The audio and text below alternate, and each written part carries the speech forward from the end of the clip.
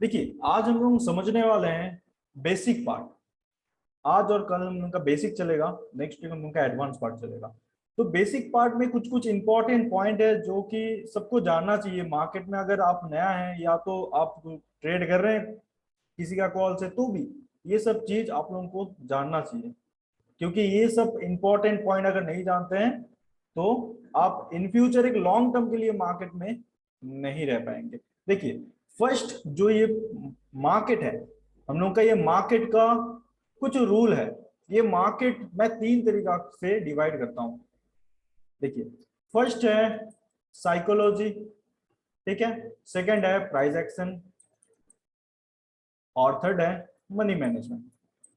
ये तीन तरीका है, और ये तीन चीज के ऊपर डिपेंड करके जो हम लोग का मार्केट है, ये मार्केट चल रहा है। लेकिन सबसे ज्यादा पार्ट किसका है पता? ये वाला 60% है साइकोलॉजी, और जो 40% बचा, 30% है प्राइस एक्शन, 10% है मनी मैनेजमेंट। लेकिन सब क्या करता है? ये दो चीज सीख लेता है, इसको भूल जाता है। किसी को पता ही नहीं ये चीज क्या है, इसीलिए सब क्या होता है, सबका लॉसेस होता है। अरे, सबको अगर price action and money management का रूल अगर पता चल गया, उसका द्वारा अगर काम कर लेता है, तो कैसे सबका लॉस होगा? ये मार्केट में आपको पता है ना, 90%, 90 से 95% बंदा जो है लॉस करता है। इसका रीजन क्या है? प्राइस एक्शन पता है, मनी मैनेजमेंट पता है, लेकिन ये चीज किसी को पता नहीं है, साइकोलॉजी। ये साइकोलॉजी है क्या? हम लोग ये साइकोलॉजी का ऊपर सबसे ज्यादा ध्यान देंगे और ये सब चीज भी समझेंगे। देखिए, ये साइकोलॉजी होता है एक बैंक निफ्टी का लिए जो मेन पॉइंट। बैंक निफ्टी में अगर आपको ट्रेड करना है तो आपको साइकोलॉजी का अनुसार आपको ट्रेड करना पड़ेगा। मार्केट का देखने का नजरिया, मार्केट का व्यू क्या है, मार्केट का सेंटिमेंट क्या है, मार्केट जो और सेक्टर है वो सेक्टर क्या परफॉर्मेंस कर रहा है, निफ्टी क्या मोमेंटम कर रहा है, हर एक चीज सोच समझ के उसका बाद आपको बैंक निफ्टी में आके काम करना पड़ता है। तभी आपका एक्यूरेसी बैंक निफ्टी में 90% का अबव जा सकता है। अगर आप साइकोलॉजी के ऊपर फोकस नहीं करते, सिर्फ प्राइस एक्शन के ऊपर फोकस करते हैं, तो अगर आप लोग अच्छा से देखने और समझने का कोशिश करेंगे, तो बैंक निफ्टी में ऐसा कुछ price action chart pattern daily हम लोग को मिलता नहीं है। तो हम लोग कैसे काम करेंगे? हर बंदा काम करता है ना, उसका क्या रीजन है? ये रीजन है क्योंकि उसका साइकोलॉजी स्ट्रांग है। ये 60% वाला पार्ट स्ट्रांग है, ये वाला पार्ट स्ट्रांग है बोल के ये वाला पार्ट का ऊपर उतना ध्यान नहीं देना पड़ता है। आप लोग देखते हैं बहुत बंदा क्या करता है, फोन से ट्रेड कर लेता है, 5-10 मॉनिटर का दरकार नहीं होता है। क्या है, किस रीजन से वो काम करता है एक फोन से? उसका साइकोलॉजी स्ट्रांग है। अगर आपका साइकोलॉजी स्ट्रांग है तो डेफिनेटली आप वो जगह पे प्रॉफिट बना सकते हैं, ठीक है। तो ऐसे कुछ कुछ इंपॉर्टेंट पार्ट आप लोगों को बताने वाला हूं, ध्यान से समझिएगा। देखिए, आप लोग देखते हैं हर एक स्टॉक, हर एक इंडिसेस का नेचर अलग अलग होता है। नेचर मतलब कोई स्टॉक मोमेंटम करता है बहुत तेजी से, कोई स्टॉक मोमेंटम धीरे धीरे करता है, कोई इंडिसेस बहुत तेजी से मोमेंटम करता है, कोई इंडिसेस धीरे धीरे मोमेंटम करता है। कोई स्टॉक या इंडिसेस जो भी हो, मान के चलिए निफ्टी काम करता है सबसे ज्यादा, एग्जांपल का द्वारा समझा रहा हूँ, हालांकि हम लोग कुछ अलग तरीके से समझेंगे। मान के चलिए निफ्टी में काम करता है head and shoulder chart pattern, सबसे ज्यादा head and shoulder chart pattern अगर बनता है तो वो प्रॉफिट देके जाता है। लेकिन ट्राइंगल पैटर्न जब बनता है तो वो लॉस देके जाता है। देखिए, फॉर एग्जाम्पल, ये है हम लोग का निफ्टी, ये हम लोग का बैंक निफ्टी। ये हेड एंड शोल्डर पैटर्न में प्रॉफिट देके जाता है, लेकिन ट्राइंगल पैटर्न में आपका ब्रेक करने के बाद लॉस देके जाएगा, ठीक है। ट्राइंगल पैटर्न जब ब्रेक करेगा तब आपका लॉस देके जाएगा। लेकिन बैंक निफ्टी में होता है उल्टा, ऐसे ब्रेक करने के बाद लॉस देके जाएगा। लेकिन बैंक निफ्टी में क्या होता है, हेड एंड शोल्डर पैटर्न जब बनता है, ब्रेक करने के बाद आपका ए से लेके जाता है, उसके बाद मोमेंटम करता है। और बैंक निफ्टी में जब ट्राइंगल पैटर्न बनता है तब क्या होता है, ब्रेक करने के बाद अच्छा खासा मोमेंटम दे देता है, यानी प्रॉफिट देता है। ऑपोजिट क्यों है, इसका रीजन क्या है, ध्यान से समझिएगा। देखिए, आप में से कोई अगर ऑपरेटर होता, आपका पास मान के चलिए 10 करोड़, 20 करोड़, 50 करोड़, 100 करोड़, जो भी आपका पास, ठीक है, तो क्या आप कोई 10 स्टॉक मैनिपुलेट करेंगे, या कोई 2 इंडिसेस मैनिपुलेट करेंगे, या कोई एक इंडिसेस या एक स्टॉक के ऊपर आप फोकस करेंगे? क्योंकि आप जैसा बंदा ये मार्केट में ढेर सारा है। ऑपरेटर कोई एक नहीं है, बहुत सारा ऑपरेटर है। और ये ऑपरेटर होता कौन है? ये ऑपरेटर है जिसका पास पैसा है, वही है ऑपरेटर। आपका पास ढेर सारा पैसा है, आप बन जाएंगे ऑपरेटर, क्योंकि ये जो मार्केट चल रहा है, ये मार्केट पैसा के ऊपर डिपेंड करके चल रहा है। ये मार्केट किसी का नहीं सुनता है, ये मार्केट चल रहा है सिर्फ आपका पैसा, आपका थिंकिंग, ये दोनों के ऊपर चल रहा है। मेरा पैसा, मेरा थिंकिंग के ऊपर ये मार्केट चल रहा है, और किसी के ऊपर डिपेंड नहीं है ये मार्केट। अगर आपका पास पैसा है, आप नहीं पता कि कैसे काम करना है, तो आप लॉस करेंगे। आपका पास नॉलेज है, पैसा नहीं है, आप काम नहीं कर पाएंगे। तो ये दो चीज होना ही चाहिए, और ये दो चीज के ऊपर डिपेंड करके हम लोग काम करते हैं। तो उसी चीज, मतलब ये ऑपरेटर कौन होता है? जिसका पास पैसा है। तो ये जगह पे मैं क्या समझा रहा था, आप लोग देखे हैं निफ्टी, बैंक निफ्टी या कोई भी स्टॉक, ढेर सारा स्टॉक है, हर एक स्टॉक का नेचर अलग अलग क्यों होता है, हर एक स्टॉक का ऑपरेटर अलग अलग है। ये समझिए, आप लोग अगर कहीं भी पहले क्लास किए हैं या अपने हैं, तो आप ये कम से कम सुने होंगे कि बैक टेस्ट करना चाहिए। बैक टेस्ट क्यों करना चाहिए, ये रीजन कोई बताए? ये रीजन कोई नहीं बताता है। देखिए, बैक टेस्ट हम लोगों को क्यों करना चाहिए? हम लोग को पता चलना चाहिए वो स्टॉक या वो इंडिसेस में जो ऑपरेटर है, वो ऑपरेटर कैसा मोमेंटम करता है, कौन सा पैटर्न में वो ऑपरेटर सबसे ज्यादा काम करता है, वो ब्रेकआउट में सबसे ज्यादा काम करता है, डिमांड सप्लाई में सबसे ज्यादा काम करता है, रिवर्सल ट्रेड करता है, कौन सा सबसे ज्यादा करता है। इसीलिए हम लोगों को बोला जाता है पास्ट का डेटा देखिए, पास्ट में जाके आपको पता चल जाएगा कि कैसा मोमेंटम इन फ्यूचर आने वाला है। तो ये जगह पे कोई ए बोल के एक ऑपरेटर है, ये बोल के कोई, ये जगह पे डी बोल के कोई ऑपरेटर है। तो ए बोल के जो ऑपरेटर है वो क्या करता है, हेड एंड शोल्डर पैटर्न जब बनता है तब क्या होगा, ढेर सारा ये जगह पे सेलिंग करता है, जिसका वजह से एक लंबा तगड़ा खासा फॉल देखने मिलता है। और यही ऑपरेटर जब ट्राइंगल पैटर्न बनता है, ट्राइंगल पैटर्न क्या करता है, ब्रेक तो करता है, उसका बाद क्या होता है, सबको फंसाने के बाद ऐसे लेके जाता है। यानी ये जो ऑपरेटर है, ये ऑपरेटर का चाल कैसा है, ये ऑपरेटर का चाल ऐसा कुछ है कि हेड एंड शोल्डर पैटर्न में जो है वो परफेक्ट मूवमेंट देता है, लेकिन सिमेट्रिकल ट्रायंगल में वो परफेक्ट मूवमेंट नहीं देता है। और बैंक निफ्टी में कुछ ऐसा एग्जांपल देखिए, बैंक निफ्टी में क्या है, हेड एंड शोल्डर पैटर्न, इसमें डी बोल के कोई ऑपरेटर है, ये ऑपरेटर क्या किया जाएगा, आसपास ब्रेक करवाया, उसका बाद सीधा ऐसे लेके गया। इसका रीजन क्या है, ये ऑपरेटर ये head and shoulder chart pattern में सबको फंसाता है। क्या करता है ये ऑपरेटर, ये हेड एंड शोल्डर, एक मिनट हो, ओके। तो ये ऑपरेटर क्या था, head and shoulder chart pattern में सबको फंसाता है। ये जगह पे जो हेड एंड शोल्डर पैटर्न था वो जगह पे सबको फंसाता है। और जब सिमेट्रिकल ट्रायंगल चार्ट पैटर्न बनता है तब क्या होता है, वो प्रॉफिट देके जाता है। इसीलिए क्या होता है, हर एक स्टॉक, हर एक इंडिस का नेचर अलग अलग होता है। तो हम लोग को पहले पता करना पड़ेगा कि कौन सा स्टॉक, कौन सा इंडिसेस आपको चूज करना चाहिए, उसका बाद उसको वो ऑपरेटर का चाल क्या है। कोई एक चाल नहीं रहता है, 5-10 चाल रहता है। तो आपको 5-10 चाल ही आपको आइडेंटिफाई करना पड़ेगा, उसका बाद ही आप काम कर पाएंगे। वो चाल के अभी आप आइडेंटिफाई करना बैठ जाएंगे, बिल्कुल नहीं। आपको पूरा प्राइस एक्शन का नॉलेज होना चाहिए, आपको साइकोलॉजी स्ट्रांग होना चाहिए, तब जाके आप ये काम कर सकते हैं। क्योंकि ये हर एक पैटर्न जो बनता है, जो भी ब्रेक करता है अपसाइड डाउनसाइड, उसका पीछे कहीं ना कहीं साइकोलॉजी रहता है। क्योंकि जब ये हम लोगों का रेजिस्टेंस, मान के चलिए रेजिस्टेंस है, ये ब्रेक करता है, ये सिर्फ ऐसे ही ब्रेक करके मोमेंटम नहीं करेगा, इसका साथ साथ निफ्टी भी ब्रेक करना चाहिए, और जो हम लोग का सेक्टर है अलग अलग, वो भी कुछ अच्छा खासा परफॉर्मेंस करना चाहिए, तभी ये जाके अच्छा खासा मोमेंटम देगा, ये फॉल्स ब्रेकआउट नहीं देगा। तो इसका मतलब क्या है, आपको, आप जो चीज का ऊपर काम कर रहे हैं उसका साथ साथ आपको थोड़ा बहुत मार्केट का भी ध्यान रखना पड़ेगा। मार्केट का सिचुएशन क्या है, मार्केट का सेंटिमेंट क्या है, मार्केट कैसे परफॉर्मेंस कर रहा है, मार्केट का हर एक सेक्टर कैसे परफॉर्मेंस कर रहा है, उसका हिसाब से आप वो ब्रेकआउट या ब्रेकडाउन के ऊपर सबसे ज्यादा फोकस करके काम कर सकते हैं। हम लोग दो तरीका का, इधर दो तरीका का ट्रेडर होता है, एक ब्रेकआउट ट्रेडर, एक रिवर्सल ट्रेडर। ब्रेकआउट ट्रेडर जो होता है वो उतना अच्छा खासा पैसा नहीं बना पाता है, क्योंकि उसका एसएल बड़ा रहता है, रिस्क रिवॉर्ड रेशियो सही नहीं रहता है। और ये मार्केट में सबसे इंपॉर्टेंट चीज है रिस्क एंड रिवॉर्ड रेशियो। आपका risk and reward ratio perfect है, आप बिल्कुल काम कर पाएंगे। हम लोग का जो एडवांस पार्ट चलेगा वो जगह पे हम लोग का रिस्क एंड रिवॉर्ड रेशियो रहेगा 1:3। और भी कुछ कुछ चीज है जिसमें आपको 1:4 भी मिलता है, उससे भी ज्यादा भी मिल जाता है कभी कभार, ठीक है। वो हम लोग का एडवांस पार्ट का है, वो हम लोग नेक्स्ट वीक समझेंगे। तो आशा करता हूँ ये चीज समझ में आया होगा, क्योंकि मतलब ये चीज जो है ना, ये मेन इंपॉर्टेंट है। यानी हर एक जो पैटर्न काम कर रहा है, कोई ऑपरेटर है जो उसको चला रहा है, वो ऑपरेटर को चाल को पकड़िए, ऑपरेटर का साथ चलिए, आप डेफिनेटली पैसा कमाएंगे। तो ये मार्केट हम लोग का टोटल किसका ऊपर डिपेंड करके चल रहा है? पैसा का ऊपर। जैसा पैसा दाव में लग रहा है वैसे ही मार्केट का मोमेंटम हो रहा है, कैंडल वैसे ही बन रहा है। आप ट्रेड लेके बैठे हैं, आपका लॉसेस हो रहा है, आप डर रहे हैं कि मेरा लॉसेस हो गया, अभी प्रॉफिट होना है, प्रॉफिट होना है, ऐसे अगर करते हैं तो कुछ नहीं जाता मार्केट को।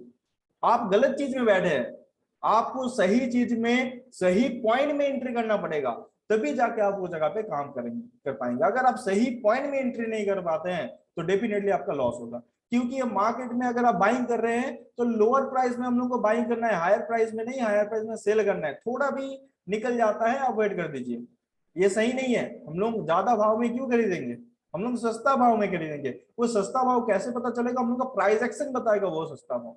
ठीक है, चलिए और एक इंटरेस्टिंग चीज आप लोगों को बता देता हूँ। ये हम लोगों का जब कैंडल्स वगैरह आएगा तब पता चलेगा इसका इंपॉर्टेंस क्या है। एक मिनट वेट कीजिए, ठीक है।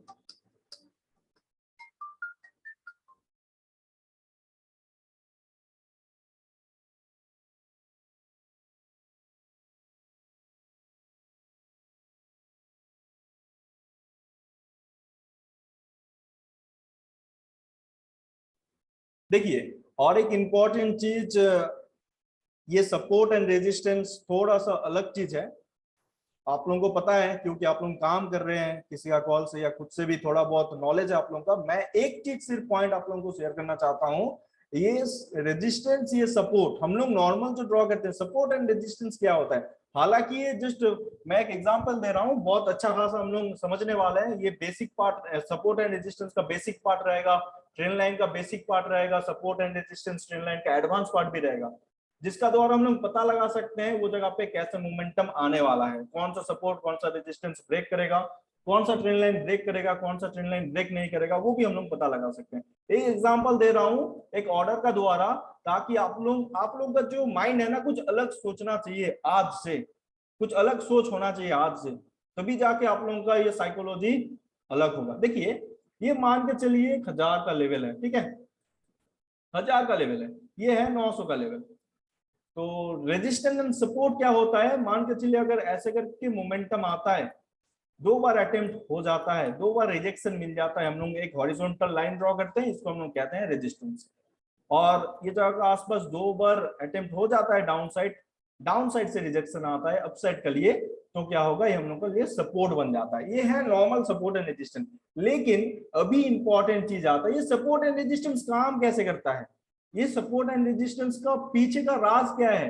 प्राइस ये जगह से कैसे घूम जाता है, प्राइस ये जगह से एक्यूरेट लेवल से कैसे घूम जाता है, क्या होता है ये जगह पे, आप लोगों को ये जानना चाहिए। मैं आप लोगों को ये समझाने का कोशिश कर रहा हूँ। देखिए ये जगह पे भी ऑपरेटर जो है, ऑपरेटर चला रहा है, ये मार्केट तो ऑपरेटर चला रहा है, लेकिन ऑपरेटर कैसे चलाता है वो थोड़ा सा समझ लीजिए, ठीक है। मान के चलिए ये जगह पे ए बोल के कोई ऑपरेटर है, बी बोल के एक जन ब्रोकर है। तो क्या है, ए ने बोला बी को ये जगह पे मेरे को 100 क्वांटिटी सेल करना है। 100 क्वांटिटी सेल करने में बहुत एक ह्यूज अमाउंट चाहिए, ठीक है, मान के चलिए 10 करोड़ 20 करोड़ चाहिए ये जगह पे 100 क्वांटिटी सेल करने के लिए। तो बी ने बोला मैं ये लेवल पे 1000 का लेवल पे at a time 100 quantity sell नहीं कर पाऊंगा। इसका रीजन, हर एक ब्रोकर का लिमिट रहता है। वो भी अगर मान के चलिए कि लंबा कुछ मार्केट में न्यूज नहीं है, अगर फॉल आता है, वो फॉल किस लिए आया है वो भी तो जवाब देना पड़ेगा, वो भी तो जवाब देना पड़ेगा। अगर कुछ न्यूज नहीं है, आप मार्केट को मतलब अच्छा खासा अपसाइड या डाउन साइड लेके आ रहे हैं, वो लीगल नहीं है, वो लीगल नहीं है। अगर रीजन है कुछ, अगर मार्केट में कुछ रीजन है तभी आप मार्केट को अपसाइड या डाउन साइड लेके आ सकते हैं, अदरवाइज आप ऐसे मोमेंटम नहीं ला सकते। इसीलिए क्या है, लिमिट रहता है सब जगह पे, सब ब्रोकर का आसपास सब लिमिट रहता है। तो बी ने बोला यानी ब्रोकर ने बोला मैं ये लेवल पे मैक्सिमम 50 क्वांटिटी सेल कर पाऊंगा। ए ने बोला ठीक है चलिए 50 क्वांटिटी सेल कर दीजिए। जैसे ही 50 क्वांटिटी सेल हुआ तगड़ा खासा डाउनफॉल। अभी एक चीज आप लोग बताइए, आप लोगों का ऑर्डर पेंडिंग रहता है ना, आप लोग जब ऑर्डर लगा के रख देते हैं, आप लोगों का ऑर्डर रहता है, जब वो लेवल पे आता है आपका ऑर्डर एग्जीक्यूट होता है। सेम हम लोग जैसे काम करते हैं ना, ऑपरेटर भी वैसे ही काम करता है। सिर्फ ऑपरेटर का पास क्या रहता है, बड़ा क्वांटिटी रहता है। हम लोग ये जगह पे 100 क्वांटिटी सेल करने का प्लानिंग किए हैं, 100 क्वांटिटी लगा के बैठे हैं, लेकिन 50 क्वांटिटी सिर्फ ये जगह पे निकाले हैं। और 50 क्वांटिटी का क्या हुआ, ये 50 क्वांटिटी रह गया पेंडिंग ऑर्डर्स, ये 50 क्वांटिटी पेंडिंग ऑर्डर्स पे रह गया। जब प्राइस ये जगह से आता है, एक्यूरेट लेवल से प्राइस जो है सीधा डाउन साइड फॉल करता है, जिसका वजह से हम लोगों को सेलिंग देखने मिलता है। ये होता है ऑपरेटर का चाल। लेकिन क्या है, मतलब कब ये ब्रेक करेगा, कब ब्रेक नहीं करेगा, हम लोग एडवांस लेवल पे ऑर्डर का द्वारा समझेंगे कि कहां पे ब्रेक हो सकता है, कहां पे ब्रेक नहीं हो सकता है, कहां पे ऐसे घूम सकता है, कहां पे ये 2 अटेम्प्ट का बाद ही 3rd अटेम्प्ट में ब्रेक कर सकता है। ये एक support and resistance trend line दोनों में ही हम लोग समझेंगे। तो ये होता है सपोर्ट एंड रेजिस्टेंस का कमाल, ठीक है, पेंडिंग ऑर्डर्स का कमाल। और हम लोग एडवांस पार्ट में यही आइडेंटिफाई करना सीखेंगे पेंडिंग ऑर्डर्स कहां है, पेंडिंग ऑर्डर्स कहां पे रहता है। हम लोग पेंडिंग ऑर्डर्स का साथ चलेंगे। अगर पेंडिंग ऑर्डर्स वो जगह पे रहता है, हम लोग को कुछ कैंडल्स ठीक है जो कि हम लोग को बता देता है हाँ ये जगह पे पेंडिंग ऑर्डर्स है, तो हम लोग वो जगह पे बाइंग करते हैं। उसका रिस्क एंड रिवॉर्ड रेशियो रहता है 1:3। तो ये चीज आप लोगों को फोकस करना पड़ेगा। आप लोगों को मार्केट को ये सिर्फ chart pattern, candlestick, support and resistance इसका ऊपर डिपेंड करके चलना नहीं है। इसका ऊपर डिपेंड करके हर एक बंदा चलता है, आपको कुछ अलग तरीका से चलना है। आप पेंडिंग ऑर्डर आइडेंटिफाई कीजिए, मार्केट को समझिए, बड़ा प्लेयर कहां पे मोमेंटम बाइंग या सेलिंग कर रहा है वो जगह आइडेंटिफाई करने का कोशिश कीजिए। वो कैसे करना है वो मैं आप लोगों को एडवांस में बताऊंगा। अभी हम लोग धीरे धीरे बेसिक टू एडवांस तक हम लोग जाएंगे, ठीक है।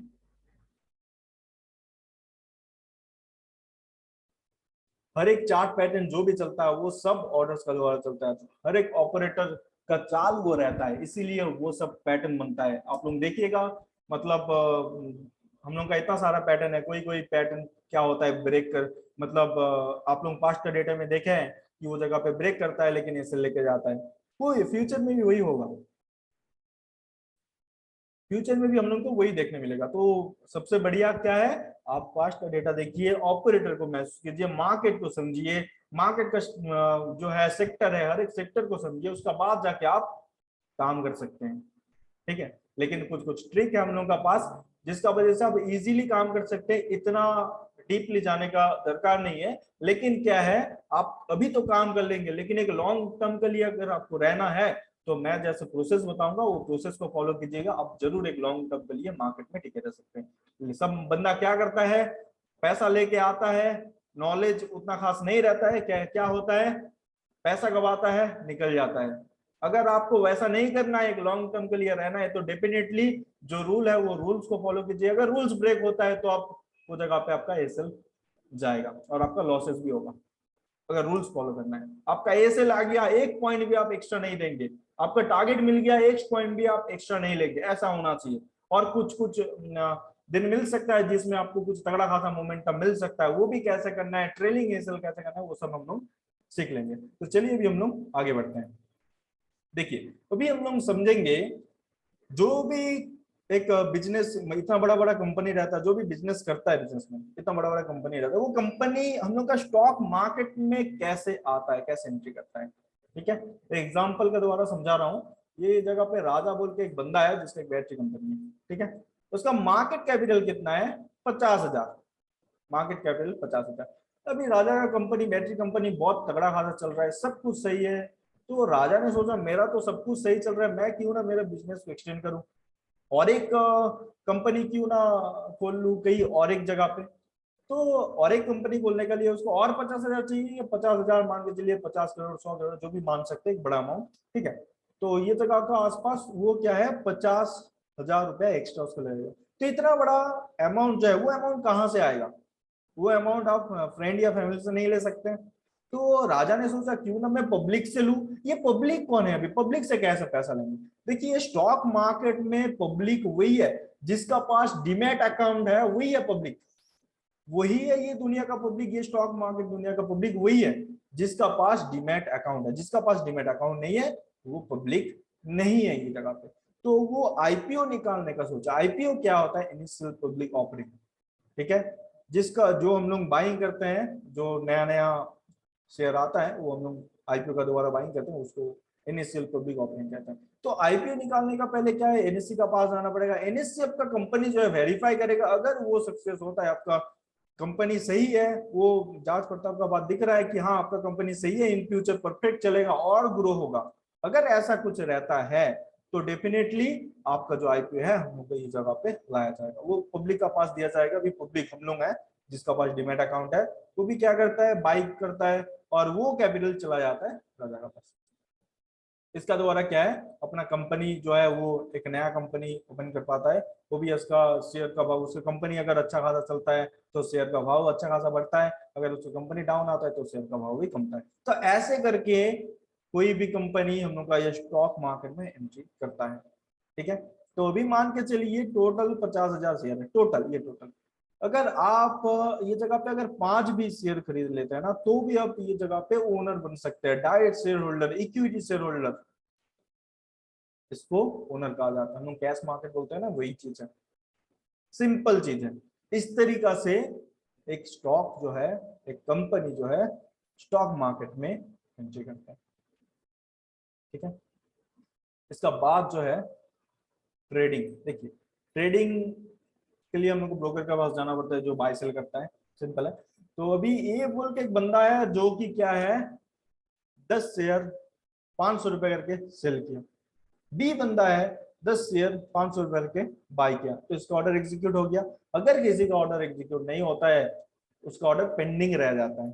ये देखिए ये जगह पे 500 500 10 share 5 share 5 share total 20 share sell किया, 15 शेयर अभी क्या है बाय किया, अभी भी 5 जो है 5 शेयर अभी भी पेंडिंग है वो जगह पे। तो जब भी कोई बाइंग करेगा वो जगह पे फिर उसका ऑर्डर एग्जीक्यूट होगा, जैसे ऑपरेटर का हुआ, जैसे आप लोगों का होता है, वैसे ही आपको ये ऑर्डर का द्वारा चलना है, ऑर्डर को समझना है, यही मेन चीज है।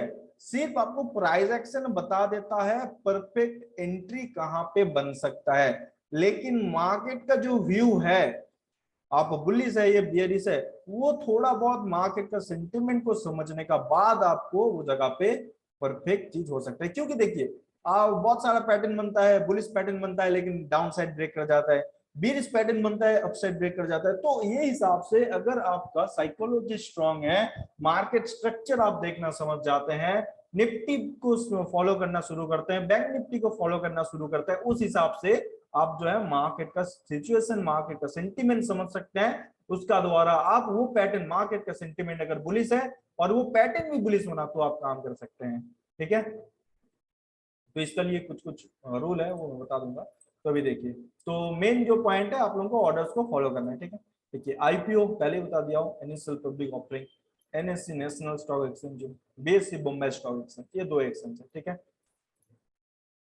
तो एनएससी नेशनल स्टॉक एक्सचेंज के अंदर जो इंडेक्स आता है निफ्टी 50, ये निफ्टी 50 के अंदर 50 स्टॉक रहता है, ठीक है। अब ये 50 स्टॉक क्या होता है, ये 50 स्टॉक का परफॉर्मेंस बहुत बढ़िया है, कंपनी बहुत बढ़िया है, सब कुछ सही चल रहा है। अभी निफ्टी 50 में, निफ्टी 50 का बाहर भी ढेर सारा कंपनी बैठा है जो कि निफ्टी 50 का अंदर आने का कोशिश करता है लेकिन आ नहीं पाता। इसका रीजन क्या है, क्योंकि कंपनी का परफॉर्मेंस अच्छा नहीं है।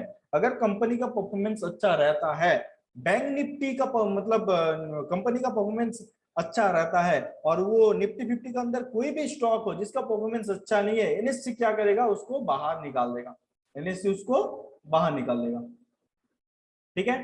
तो ऐसे ही अगर बीएससी है, बीएससी का इंडेक्स है सेंसेक्स, इसमें रहता है 30 स्टॉक और इसका हिसाब से ऐसे ही जैसे निफ्टी 50 को एनएससी हैंडल करता है, वैसे ही सेंसेक्स को बीएससी हैंडल करता है। अभी ये 30 स्टॉक्स का अंदर में अगर कोई भी स्टॉक का परफॉर्मेंस अच्छा नहीं रहता है, तो बीएससी क्या करेगा, उसको बाहर निकाल देगा, उसको अंदर नहीं आने देगा, ठीक है। ये दोनों हैंडल करता है एनएससी और बीएससी, ये 2 इंडेक्स। तो चलिए अभी हम लोग आगे बढ़ते हैं। देखिए आप लोगों को कुछ अलग तरीका से सोचना है आज से, ये मार्केट सब जो सोचता है वैसा नहीं। अगर वैसा सोचेंगे तो अब सबका सब जो काम कर रहा है वैसे चला जाएंगे उस जगह पे। आपको कुछ अलग करना है, अलग सोचना है, जैसे हम लोग करते हैं वैसा करना है। मैं टोटल, भाई हेलो, भैया, म्यूट कर लीजिए। हेलो, क्वेश्चन पूछ सकता हूँ? आप लास्ट में पूछ सकते हैं, सबको जो है टाइम दिया जाएगा। Okay okay okay. ओके पूछिए, जो भी क्वेश्चन है आपको पूछ सकते हैं, कोई दिक्कत नहीं।